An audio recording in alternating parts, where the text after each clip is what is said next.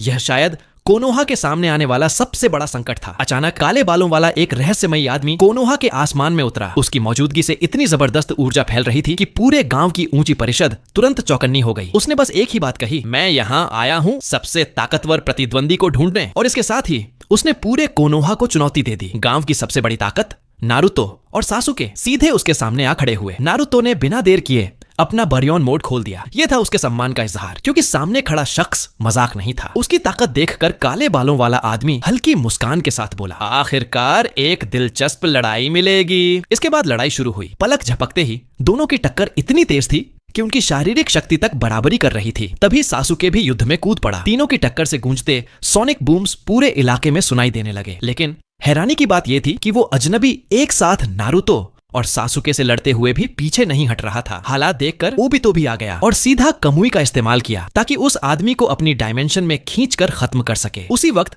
Minato का हमला भी उस पर पड़ने वाला था, लेकिन वो आसानी से छूट निकला और दोनों की तरफ उलझन भरी नजरों से देखने लगा। तभी सासुके ने अपनी रिनेगन तकनीक से उसे जकड़ लिया।